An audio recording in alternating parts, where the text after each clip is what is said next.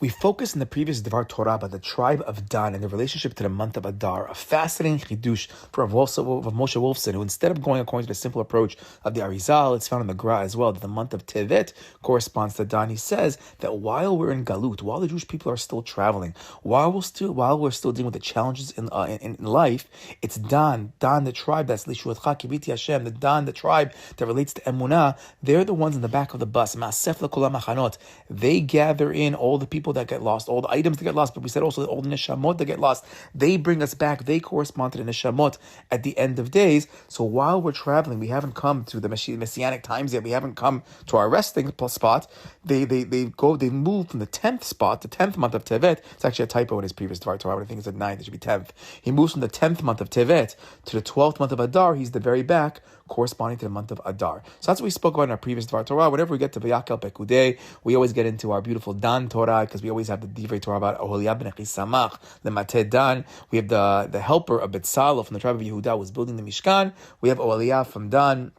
So this opens us up to the whole Dan series that we've spoken so much about over the past couple of years. Okay, but in this Dvar Torah, I want to take us away from Rav Wolfson's chidush of the month of Adar and try to explain a little bit the simple interpretation that Dan corresponds to the month of Tevet. So we're going to try to go from a simple perspective right now, because really I saw that a lot of Divrei Torah want to focus on Dan and Tevet, because Hanukkah goes into Tevet, so they have a whole Dan Hanukkah connection. We have Asara B'Tevet, the 10th of Tevet, which is a fast day, the beginning of the fall of Yerushalayim. Before we get to Tammuz and Av, it starts in Tevet. They also relate that to Dan. Maybe in the future, B'ezrat Hashem, we'll come back and record some Divrei Torah corresponding to those two holidays, or the holiday and the fast day and the month of Dan. But I want to just speak about Dan in the simple level about Tevet. But actually, let's go back to Moshe Wolfson for a second, because in his section on Chanukah, he writes that we know when they traveled in the desert, so the 12 tribes were divided into three on each of the four sides, and Yehuda led the front.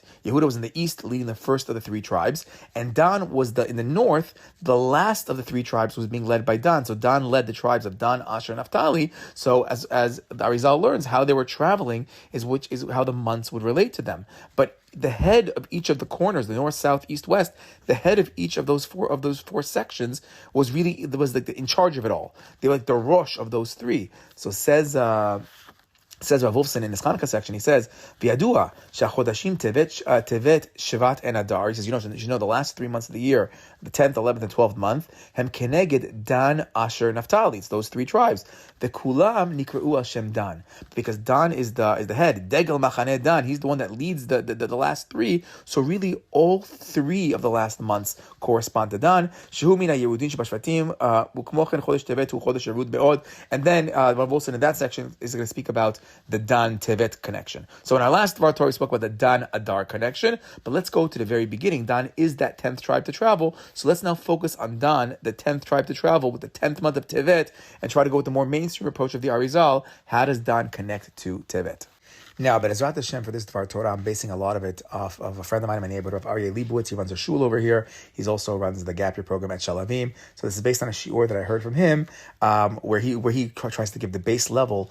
How does the tribe of Dan relate to the month of Tevet? And then Bezrat Hashem, let's try to take it a little bit further as well. Okay, so as we said many times in the past, we have ourselves in our parasha. We have Betzalel from the tribe of Yehuda. He's the one that's beginning to build the Mishkan, and his number one helper, or the number two guy to build it, is Oholiab from the tribe of Dan. And we have the famous Dvar Torah. We have the greatest of the tribes. Yehuda is joined together with the lowest of the tribes of Dan, and that ultimate union of Dan and Yehuda, that's going to be the union we spoke about many times in the past. That's going to actually bring us over to Mashiach. Okay, but when they're traveling the desert, something very interesting happens. Yehuda is the first one to travel. The tribe of Yehuda is going to travel in the east, because they're going east. They're going from Egypt to the land of Israel, east towards the sunrise. Then what happens in the east? The sun rises. East is the light, is the or. And then they start moving clockwise. Then the south group moves, then the west group moves, and then finally the north group moves, the tzafon. Now, Chazal see in the tzafon darkness, choshech. There's a pasuk that tells us that the ra'ah comes from the tzafon. Says the Midrash in Bamidbar Rabbah, Perak Bet, Siman Bet. Bara Kadosh Baruch Hu abaruchot le'olam. Hashem created 4 directions to the world. Mizrach, Ma'arav, Tzafon, V'darom. We have ourselves the east, we have ourselves the west, we have the north, and we have the south. Now, skipping the Midrash a little bit, he now speaks about that. So we're going to focus now on the Tzafon part and the Mizrach part. Mizrach, that's the Yehuda side. Mizrach, Mishama or Yotzei le'olam. From the east, that's where the light comes to the world. Then we get to the Tzafon, Misham, HaChoshech Yotzei le'olam. From the north, that's where the darkness comes from. And he says, skipping a little bit more, Ukinegdan said, Sidera Kadosh Baruch Hu Degalim Moshe. So too Hashem did the flags, the different tribes were organized this way. Amalo Kadosh Baruch Hu. Moshe, Mizrach Shemimenu Or Yotzei Olam, Yekenim to Yehuda Shu Baal Melucha. Because the light comes from the east, we're going to have the king, Yehuda, will come and be on the east side. And then we get to the Tzafon, it says, Tzafon, Misham HaChoshech Yotzei Le'olam, Ukinegdan Shevet Dan. And in the north, that's where the darkness comes from, and that's the tribe of Dan. Lama? Because Dan brought darkness to the world through idolatry, through avodah zarah. Because when we fast forward to the times of the Navi, there the Yeravam made 2 egels, 2 golden calves, and he made these avodah zarah. That's darkness. And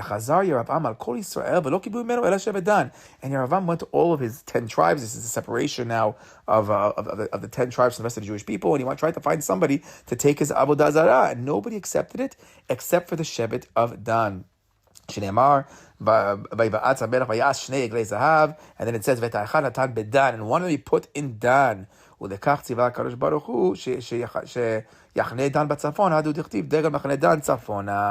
that's why Hashem says that Dan is in the north. He's by the darkness because he's about the avodah zarah. And here this midrash is telling us, based on the future in the times of Yeravam, Dan is going to be one of the he's going to be really the only tribe to really say, oh, I'll take your avodah zarah. Now we mentioned the Pesukim tell us there were two egels. There was one egel in Dan. There's also an egel in Beit El. So the Etz Yosef says, what about the other egel? So he says, V'afal gav. But even though the other egel, the other golden calf, was in the tribe of Yosef, he says, he says, no, you see, we can't blame the Bnei Yosef for taking the egel because Yeravam was from Bnei Yosef and he forced them. But the other tribes, when Yeravam tried to go to them, they're like, no, we don't want this avodah zarah. That's already too far. But because Dan took avodah zarah, therefore it's going to be put on the tzafon. Now we also mentioned in the past, at least from the Targum Yonatan, the Gra, other sources, that Dan already is hinted to with avodah zarah when he spit out of the clouds. When it came to Amalek attacking in the back, who does Amalek attack? Who was the people that were spit out of the clouds? So according to some approaches, it was the tribe of Dan who themselves had an avodah zarah. They actually even call it Pesel Mika. Pesel Mika is going to be in the future another avodah zarah that Dan is going to be involved in. As we mentioned in the past, Dan has a very sad history when it comes to avodah zarah, but ultimately he's going to rise above this and be the mother of the Mashiach. Is going to come from Dan. Ultimately, Shotcha Kibiti Hashem. He's going to bring out those Balei Tshuva. Dan's going to get out of that choshech. But we see that there's a lot of stories of avodah zarah, and then other stories that the Midrashim and Chazal say, oh, it must be Dan that's doing that because they seem to correspond to the avodah zarah. So hence, this Midrash is saying they're put in the tzafon, they're put in the north. The north is the side where the exile is going to start. Dan is supposed to have their main territory in Gush Dan next to Tel Aviv, but they're not going to be so successful in the Navi to get there. In today's time, Baruch Hashem, Gush Dan is very strong, but in times of the Navi, it wasn't so strong. So instead, they went up to the north, up to the Golan area, and when the Galut starts, it's going to start from the Tzafon. That's where it's going to start from the Dan side. Tzafon, north, is also the same language as Tzafun. So we say on Pesach, we're going to have Tzafun. Tzafun means hidden, the darker, the darkness, the world of Dan, of dinim, of strict justice. It's more hidden, it's darker. That is the idea of Dan. Now, Rabbi Leibowitz actually says nicely, scientifically, he says that even though the sun rises in the east and sets in the west, it follows a southern trajectory. Check out your old school astronomy classes from high school to see if this is true. But as it goes down the trajectory from east to west in the south, it's the north that really is the darkest side. So that is where the real Choshech is, and that is the tribe of Dan. But despite that darkness, in Dan, there are hidden sparks of light. We mentioned this once in the past. I heard it from Rabbi Leibowitz as well. Now, in his Dvar Torah, quoting the Sefer Avodat HaKodesh, he says, if you look at the Torah, at the end of Sefer Bereshit, once the Mechirat Yosef starts, once the brother did that terrible sin of selling Yosef, at that point, the name of Hashem, the Yud Kei Vav Kei name, the name symbolizing Rachamim, mercy, almost disappears. It's there at the beginning when Yosef goes down to Egypt, as it says, Vayi Hashem Yud Kei Vav Kei et Yosef. God was with him. Vayish Matzliach, and he was successful. Vayi Beveit Adonav HaMitzri, and when he went into the Potiphar's house, he became successful. Vayar Adonav Ki Hashem Ito, and Potiphar saw that God Yud Kei Vav Kei was with him. V'kol asher hu oseh Hashem Matzliach Bayado. Again, Yud Kei Vav Kei is Matzliach. And then again, when he's thrown into jail, again we have similar psukim. Vayi Hashem et Yosef, vayet elav chesed v'ten chino b'nei sar beit hasohar. And God, Yud Kei Vav Kei, was with Yosef in jail, and he brought him chen, grace in the eyes of the head of the jail cell, and ein sar beit hasohar et kol me'uma beyado b'asher Hashem ito v'asher hu oseh Hashem matzliach. And then also the chief guy in charge of the jail did not supervise anything. He said he left Yosef completely in charge. Kol me'uma beyado, he can do whatever he wants. Why? Because Hashem Yud Kei Vav Kei is with him. All that he does, Hashem is matzliach. But after that, meaning in the darkness of Yosef, Hashem is with him. The rachamim, the mercy is seen. You have those spice box moments of Yosef where Hashem reveals himself to be with him. But then after this point, we no longer see the name Yud Kei Vav Kei. There's no longer Hashem in the picture, the name of Rachamim, the name of God symbolizing mercy, the more positive, the more chesed side of things. We don't find that. We'll find Elohim over here. We'll find the idea of Din, and we're going to have the whole story of Yosef and the brothers, that sad story of how he ultimately gets them to try to do tshuva and gets them to that tshuva. We don't find Yud Kei Vav Kei until, and now we get back to this Sefer Avodat HaKodesh. We don't leave the Din and get to Rachamim. We go through all of Miketz, all of Vayigash. There's no Yud Kei Vav Kei until we get to Parashat Vayechi. So the name of Hashem is missing, of Yud Kei Vav Kei is missing for those two parashas until Vayechi, and then we find it by the tribe of Dan. When Yaakov blesses the tribe of Dan, he blesses all of his kids before he dies. When he gets to Dan, he says, Lishuatcha kibiti Hashem. He says, Lishuatcha. It's a prayer for Yeshua, for faith, for salvation. Put your faith in HaKadosh Baruch Hu. The salvation is going to be through you. Or as the commentators say, that what Yaakov had seen in the future, he thought that through Shimshon, maybe Dan through Shimshon will bring the Mashiach. The tribe of Dan can maybe even bring the Mashiach. But then he saw he was going to fall. But he says, no. Just put your faith in HaKadosh Baruch Hu. We spoke in the past that Dan, even though he messes up with Avodah Zarah, even though he sins along the way, he has this deep emunah in HaKadosh Baruch Hu, even as he messes up. And we have to have that emunah in HaKadosh Baruch Hu. So where do we find the emunah in Yud Kei Vav Kei? We find it dafka by the tribe of Dan. That's the bracha of Dan.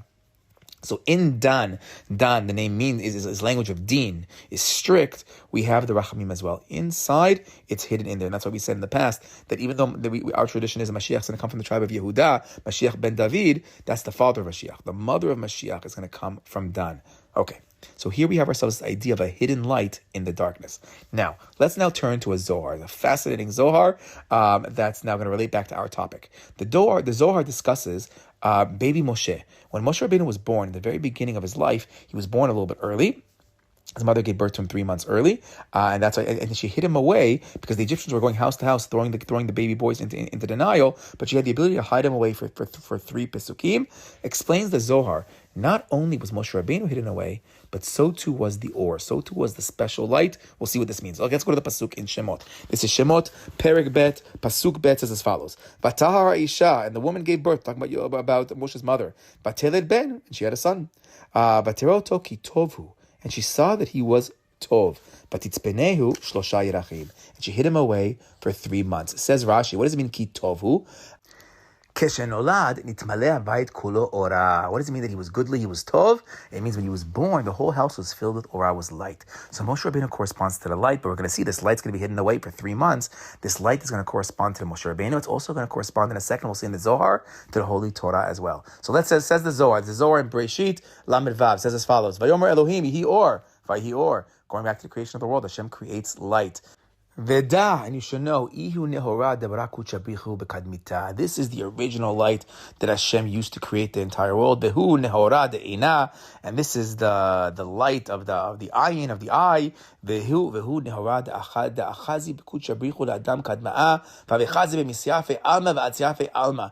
And this is the special light that Hashem showed Adam HaRishon, and through this light, Adam could see from one end of the world to the very end of the world. Vehu Nehora De'achazi Beku Chabichu La'David. David, v'hava meshabech v'amar, and Kadosh Baruch Hu showed this to David HaMelech, and he says in Tehillim, he praises it, Marav tuvecha asher tzafanta li'erecha. He says, wow, how great is this goodness that you've tzafanta, that you've hidden away for those who fear you. Vehu nehora da'achazi kuchabrichu leMoshe v'chama bei mimigilad ve'adan. And this is the light that Hashem gave to Moshe Rabbeinu's eyes so that he could see from Gilad until the area of Dan, which means before Moshe Rabbeinu dies, he wasn't allowed to enter the land of Israel, but he was allowed to look and see from one corner to the other corner, from Gilad all the way to Dan up in the north. Dan at that very, very corner. We can take this as a physical understanding, or we can take this also as a more spiritual understanding, to the end of days, to the generations of Dan, to the sinners in the future, to the galut that's going to be, to the corners of Eretz Yisrael. Moshe Rabbeinu's light can already see Dan. Dan in the tzafon, in the north, in the choshech, in the darkness. Moshe Rabbeinu in that darkness, he has the light to see over there, Dan. And the Zohar goes on to say, and then Hashem saw in the future there's going to be 3 sinful generations, meaning at the creation of the world, when he created this light, he saw there's going to be 3 terrible generations. So the generation of Enosh, the generation of the flood, and the generation of the Palaga, of the Tower of Babel. Begin and Hashem, he didn't want them to take that, so Hashem had to hide it away. So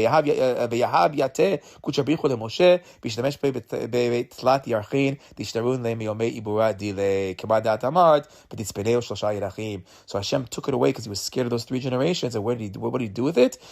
He gave it to Moshe Rabbeinu to play with it, to enjoy it, to have it for those first 3 months when his mother hid him away. So meaning, according to the Zohar, those 3 months when Yocheved is hiding Moshe Rabbeinu, during those 3 months, Moshe Rabbeinu is with this special or is with this special light. So it's interesting because you have yourself this hidden, this tzafun, but in this tzafun you have yourself this or.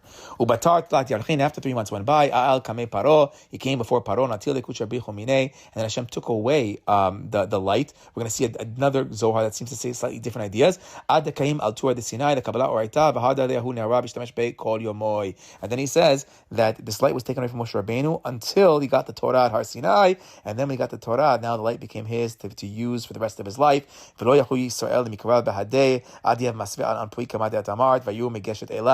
the Jewish people couldn't look at Moshe Rabbeinu's face because it was glowing. And it covered him like a talit. That's the idea of covering yourself with like a garment of light.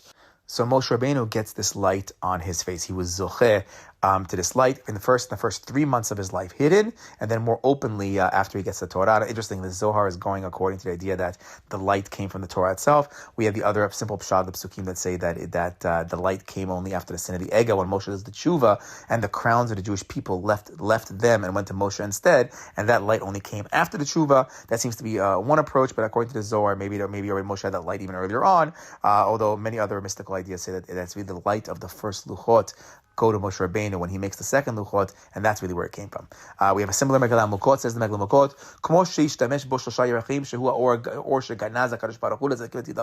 Moshe Rabbeinu was able to use the light of the Or Ganuz those 3 months when he was born. And then after those 3 months, he gets to use it at a much greater level after Matan Torah to see all the way to the tribe of the lowly Dan, the future, the difficult times. Moshe Rabbeinu can see with the light into Dan as well. Okay, there's actually another Zohar with a slightly different message. This is pretty cool too. And she hid him away for 3 months. What are these? What are these gimel remazim? So Amar Yehuda remez with the karem. It ramaz. It's a hint. Delo ishtemoda Moshe bezara ila ad gimel yerachim. That Moshe couldn't get to the light until the Chodesh HaShlishi, because basically we get the Torah in the 3rd month of the year, in the month of Sivan. So therefore, you have to wait. This concept of being hidden away for 3 months is waiting the 3 months till the month of Sivan to actually get the Torah. So Moshe gets the Torah in the 3 months. And based on this, we have a lot of fun in the Mefarshim. They do a little math and they say that Moshe Rabbeinu was born in Adar, the 7th of Adar, and he's hidden away for 3 months. So they do the math, and the 3 months is going to come out to the 6th of Sivan, meaning Moshe, who corresponds to the light who was hidden away, baby Moshe is only revealed on the 6th of Sivan, on Shavuot. When the Torah is revealed, you have this parallel of Moshe coming out from being hidden, coming out to the light, as the Torahs come out from being hidden on the 3rd month as well. Says the Kliyakar, רמז, שאור התורה היה גנוז עד הירח השישי הוא סיוון, כמו שלמדו מפסוק, יצפו נשרים תושייה, לפיכך לא יכלה עוד להצפינו. Therefore he's saying she couldn't hide him anymore. He has to come out. The Torah has to come out after 3 months. Says Yismach Moshe, he also connects this. והנה, בזין באדר נולד משה, ואם כן, שמעו גימל ירחים בשישה בסיוון, שבו ראו לנתן התורה. So just like Moshe comes out on the 6th of Sivan, so too the Torah is going to come out. Chatam Sofer writes this as well. I actually found it in a Midrash Lekach Tov. Says the Midrash, Amar Acha Bar Chanina, Oto Hayom she'yarda bat Paro lichotz alei Yaor shisha b'Sivan haya. The day that Bat Paro went down to the Yaor, that went down to the Nile to bathe and finds Moshe, that was the 6th of Sivan. Yom she'atil Moshe Rabbeinu letet Torah l'Yisrael mipi hagvura. The day that in the future Moshe will bring the Torah to the Jewish people. And then the Midrash goes on to explain the math and explaining that the month of Iyar is chaser, it's not a full month, so we get ourselves from the 7th of Adar all the way to the 6th of Sivan, and it all makes sense. And that's why Moshe was only there for 1 day in the Tevet, and his sister was only watching for 1 day, and Akash Baruch Hu takes care of the tzaddikim, and the light comes out when it has to come out. Beautiful. The Ben Ish Chai in his Drashot on Shemot, he has a nice idea. He says that if we take 3 months on the, forget the chaser and the maleh, a general 3 months is going to be 90 days. 90 is gematria tzaddik, because Moshe is the tzaddik. Okay. But now I want to come back one more time to this concept of the 3 months of Moshe being hidden away, and related to the 3 months we've been speaking to right now, the 3 months that 3 months that the Zohar sees as months of darkness. This is now a Zohar on Shemot. But it's Penehu, again, Shlosha Yerachim. His mother hid him away for 3 months. Ilen Tlat Yarchim. These are the 3 months. The Dina Kashya Sharia Ba'alma. These are the 3 months where the Din is Kasheh. It's difficult justice in the world. Umay Nihu, and which months are these? Tammuz, Av, and Tevet. These are the months of Tammuz, Av, and Tevet. We know Tammuz and Av, that's the whole period of destruction of the temple, but we know Tevet as well, Asara Tevet, but in particular when it comes to Tevet, this is going to be a month of extreme darkness. This is going to be the month of the winter, of the cold, of the dark. Back in the summertime, we said in the Devar Torah, we brought down the Maser Okeach, it's in the Pri Tzadik on Chanukah as well, where they speak about the months that went to Esav. There are certain months that Esav got, and meaning Yaakov got the Bechorah, he gets most of the months of the year, but the month of Tammuz and the month of Av, where the Beit HaMikdash is being destroyed, as well as the month of Tevet, these are months of darkness and destruction. So Tevet goes to Esav, but also, based on our Arizal, Tevet goes to the month of Dan. So let's go back to our Leibowitz for a second. So he says, we know that each of the months have a certain mazal, a certain horoscope. So he says, the Pri Tzadik or Tzadok Cohen, he says that what's the mazal, what's the horoscope of Tevet? It's the Gdi, it's the goat. Now, what do we know about the goat? The Gdi, is known as a Seir. Esav is called the Seir. The Seir is associated with the Shindalas, with the demons. It's associated with Avodah Zarah. So the Seir, the Gdi, that's the month of Tevet. It's Avodah Zarah. So Tevet is the darkest month. So which tribe do we put up against Esav? The tribe of Dan, the tribe that himself is known as the lowest of the lowest, who had sinned with Avodah Zarah. It's the tribe that Amalek is able to attack in the back because they were spread out of the clouds. So what's going on over here? But the idea is that yes, at times Dan makes mistakes, but ultimately, Bishuatcha kiviti Hashem. He also has the greatest koach, the greatest emunah, and we have to remember that it's Hushim ben Dan, it's Dan's son, a person who was lacking full senses. He couldn't hear. He wasn't following what was going on when Esav came. When Yaakov had to be buried in Mount Machpelah, Esav shows up and says, "No, you're not going to bury Yaakov. It's really mine." And he's pretending like he owned it, and all these lawyers come out. Naphtali is running back to bring back shtarot, and everybody is fighting with him, discussing with him, and Hushim ben Dan, who doesn't follow what's going on, he's deaf, but he's not desensitized to the Busha of his grandfather. Rabbi Chaim Shmuel Levitt's right that everybody else, with all of Esav's talking, lawyer talk, everybody forgot that their grandfather wasn't being buried. But Hushim ben Dan doesn't. He's like, what's going on over here? I don't get this. Stop with all your lawyer stuff. And he chops off Esav's head. And it's a deep lesson to the majority of us as Jews who are more pacifist at times. Sometimes you got to fight. Even though the other 11 tribes are doing all the lawyer work, sometimes Chazal praise Dan for chopping off the head of the monster. Sometimes we Jews have to be a little bit stronger, step it up like Dan, and just cut through everything and just do it. Okay, let's go back to Rabbi Leibowitz, who quotes an unbelievable Gemara. This is the Gemara in Shabbat, Daf Ayin Zayin, Amud Bet. Says the Gemara, Rabbi Zera, Ashkach le Rabbi Yehuda. Rabbi Zera came to visit Rabbi Yehuda, Kaya Pitcha de Bei Chavua, who was standing by the entrance of his father-in-law's house. And he saw that he was in a very good mood. He was in a cheerful mood. And he said to himself, oh, if I ask Rabbi Yehuda right now anything about the entire world, I can do anything, even not halakha, I can do hashkafa. I could ask him anything, he's going to answer me right now. Amar le, so he asked him the following question. Mai ta'ama ize mesagan bereisha v'hadar imre. How come goats walk first and then the sheep, the ewes, follow the goats? Okay, what a question. And we know this has to be really deep stuff if it seems so simple or interesting. What does that mean? And the Rishonim explained the Gemara that when it comes to the Izeh are normally dark. They're black, they're dark, they're the darker goats, and the sheep are white. So he's really asking, why are the darker goats coming before the white sheep? Amar le kibriyato shel olam. He says, oh, you want to know why? It's like the creation of the world. The bereisha chashocha, the hadar nehora. In the beginning of the creation of the world, there's darkness, and then in the end, there's light. Vayi erev, vayi boker. We have night, we have day. So the goats, which are typically black, precede the sheep, which are typically white. So darkness comes before light. He's saying there's a struggle before redemption. This is the way of the world. Meaning the mefarshim, the Hasidim, we'll get to the Gemara in a second. They're all going to learn this as a big statement for how Hashem runs the world. That the world starts off dark with choshech, but ultimately we're going to get to light. Says Sefer Bat Ayin, he writes that this is the purpose of the world. The job of the tzaddikim is to turn the darkness into light. The Kedushat Levi says similarly, first we need to have yirah, fear of God. Only afterwards can we develop the ahava, the love of God. In Sefer Poked Akarim, he says beautifully, first Esav is born, and only afterwards is Yaakov born. Or as Rav Tzadok writes, we need a slavery in order to get to a geula and appreciate a redemption. Or even deeper, we just learned from the Megillah, it's from the darkness itself. We have that big na'fochu, we have that big turnaround to make the other light. I saw another Hasidic Sefer spoke about that really we think it's so dark in the beginning. It's really a great light. It's such a great light in the very beginning, but it's so bright we can't see it. It blinds us, and only later will we be able to see that light. So it appears dark, but really it's a super light we just can't see. But eventually we'll be able to. But now let's look at this Gemara from the approach of the Gaon of Vilna. Says the Gra, Ha'inyan. She'esav nikra ez. Who is the goat? It's Esav. Kayadu basod hen Esav achi ish sa'ir. Because Esav is the ish sa'ir. V'Yisrael nikrain imre. And we are called the sheep. K'mo shekatuv sepezura Yisrael, as we're called the sepezura, we're the sheep. V'chen v'aten tzoni tzon mariti. And we're also called the sheep. V'Esav natala olam hazeh. And Esav took this olam hazeh, this world. V'Yaakov ha'olam haba. And Yaakov took the world to come. K'mo shekatuv Vayakhel Rishon, Perush Rishon B'Gdulato B'Olam Hazeh. He came out first, meaning Olam Hazeh. V'achar kach yatsa Yaakov L'Yirash Olam Haba. But then came out Yaakov to be able to inherit Olam Haba. V'yado ochezet b'ekev Esav. But interestingly, he says the Gaon of Vilna, but Yaakov grabs onto the heel of Esav. Perush shafilu mechalko shel Esav shehu b'Olam Hazeh natal b'sofo. He says even in the end of the day, when we finally get to the heel, the Jewish people as well, Yaakov gets Olam Hazeh as well. In the end, he grabs the heel. Yaakov gets Olam Hazeh as well. Shehu yomot Mashiach. V'lachen nikra b'ikvot Meshicha.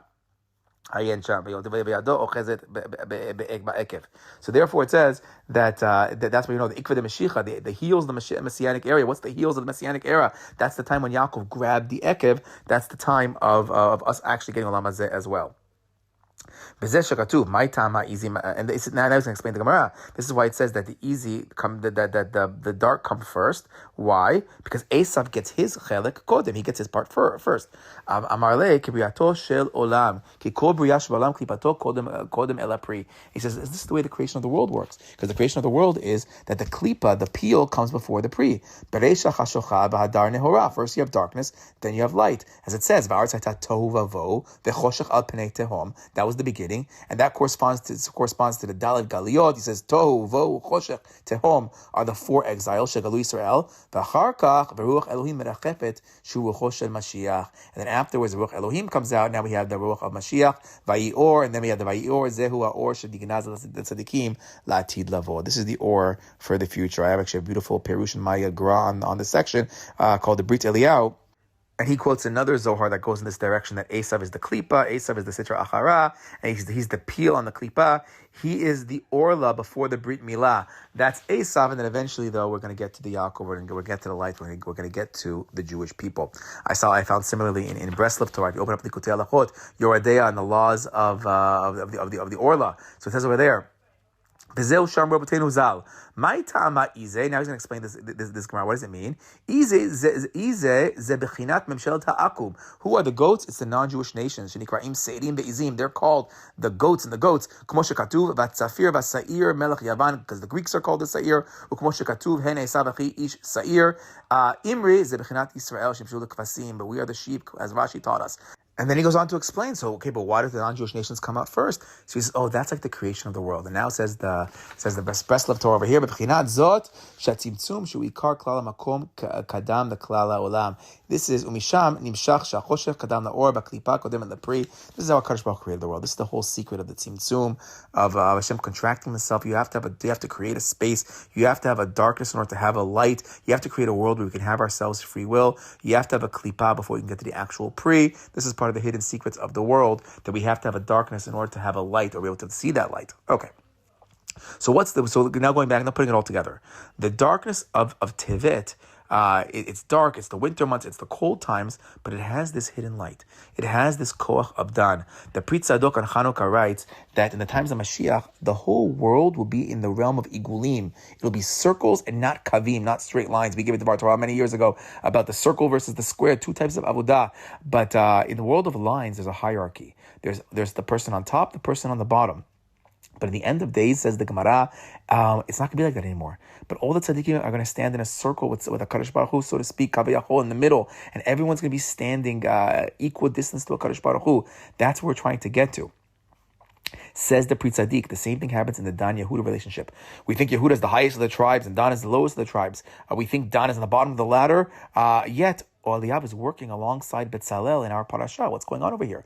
And so we said when they traveled, Yehuda travels first, Dan travels last. But when they encamp, when they finally settle down, they all circle around the Mishkan. So how does that work? So the east at that point is right next to the north, meaning when they stop traveling, they make a circle around the Mishkan. We're back to the Igulim, and in the circle, the top of the circle, or the top of the line that was Yehuda, now in the circle form, Dan, who's on the bottom, is right next to Yehuda. The east is right next to the north. Yehuda and Dan in the world of the Igul, in the world of the circle, that's Atid Labod. That's where it's going to be, where everyone's equidistance. Okay, let's go back now to Rabbi Leibowitz, because he notes one last cool idea when it comes to Dan.